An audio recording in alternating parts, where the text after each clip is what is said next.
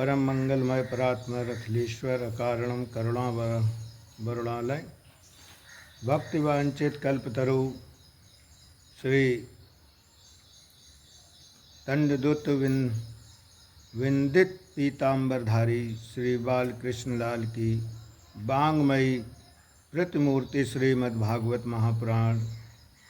भाग्यो नोदय बहुजन्मम सर्वजितने सत्संग चाहल लभते पुरुषो यदा वै अज्ञान हेतु कृते मोह मदान गंधघारनाशम विधाय ही तदोदते विवेका।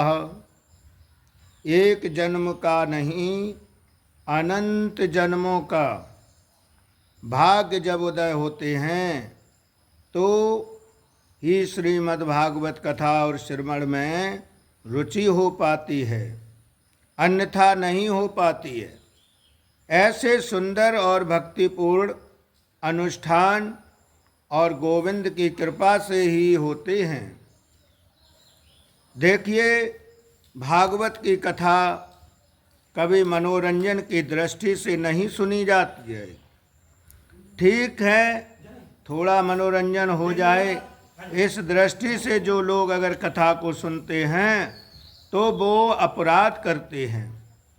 तो वो हिंदू वैदिक और वांग्मयी का सर्वोत्तम ग्रंथ है। इस भावना से सुने कि हमारे जीवन में किंचित परिवर्तन आवे, गोविंद के चरणों में हमारी निष्ठात्मक प्रीत हो। इस भाव से सुनी जाने वाली श्रीमद्भागवत कथा ही प्रभावी होती है। श्रीमद्भागवत कथा की पद्धति क्या है? इस कथा के श्रवण का नियम क्या है? क्यों सुनी जाती है भागवत कथा? इन बातों का जिसने विरुद्ध और विवेचन किया जाए उसे हम भागवत और महात्म्य कहते हैं। श्रीमद्भागवत जी के महात्म्य का यह संक्षिप्त और वर्णन करते हैं। प्रेम से बोलिए जय श्री कृष्ण, जय श्री राधे, जय श्री राधे, जय श्री राधे। कथा श्रवण में श्रीमती निंद्रा देवी को ही व्यवधान न डालें, इसके लिए जय श्री कृष्ण जरूर बोलें और इसमें संकोच ना करें। और कहते हैं सच्चिदानंद रूपाय विश्वोत्पात आदि हे वे तदुपाय विनाशाय श्री कृष्णाय वयम नमः। कहते हैं कि हे सत्य चित्त आनंद, जीवन की तीन बातें हैं जो बहुत समझने की हैं। ये तीन बातें हैं सत्य और चित्त और आनंद। सत्य और चित्त और आनंद। हम लोग बात पर कहा करते हैं कि हे सच्चिदानंद स्वरूपानंद। सच्चिदानंद सत्य कहते हैं अविनाशी को, जो पहले सत्य था, मध्य में सत्य है और अंत में भी सत्य है। सत्य बचेगा, परमात्मा अविनाशी है और वो सत्य है। पहले मध्य में अंत में वही बचता है, उसे सत्य को ही हम सत्य कहते हैं। दूसरी बात यह है कि चित्त माने प्रकाश। चित्त माने प्रकाश, यानी हम लोगों को कोई पुस्तक पढ़नी होती है तो हम बल्ब और ट्यूब जलाते हैं, हमें प्रकाश चाहिए।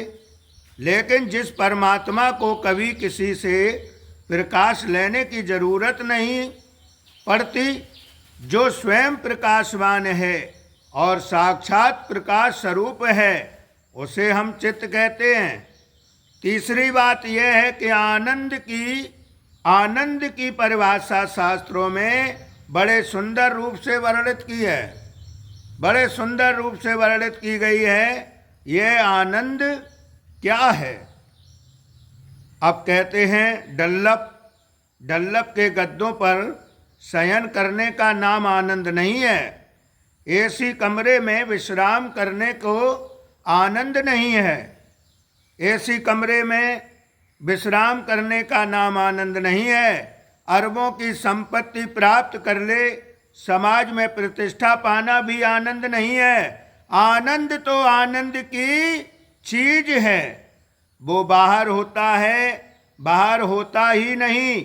आनंद कहते हैं आत्मा के जो बोध को और आत्मा के ज्ञान को, जो एक और बात, दुनिया में जितनी भी चीज हैं सबका उल्टा कुछ ना कुछ होता है।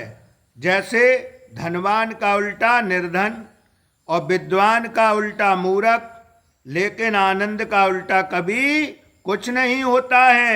आनंद जो है वो परमात्मा का स्वरूप, वो रूप है, आत्मा के ज्ञान का स्वरूप है। और आनंद इसीलिए सत्य भी कृष्ण है, चित्त भी कृष्ण है और आनंद भी श्री कृष्ण है। तो कहा है कि श्री सच्चिदानंद रूपाय विश्वोत्पाद आदि हेवले और तात्रपात विनाशाय श्री कृष्णाय वयम नमः। कहते हैं कि जो विश्व को बनाते हैं, उसका पालन करते हैं, उसको लय कर देते हैं, और जिसकी कृपा विलासता से सारा संसार चलता है, और ताप तय विनाशाय, तीनों प्रकार के तापों को नष्ट करने की जिनमें सामर्थ्य हो। तो कहते हैं कि दैविक बहुत तापा, राम राज काहू नहीं व्यापा। कहते हैं 3 प्रकार के ताप हैं कि कोई तन दुखी, कोई मन दुखी, कोई धन बिन रहते उदास, और थोड़े थोड़े सब दुखी, सुखी राम का दास। बोलिए वृंदावन बिहारी लाल की जय, राधा रानी की जय। जय श्री राधे, जय जय श्री राधे, जय जय श्री राधे श्याम।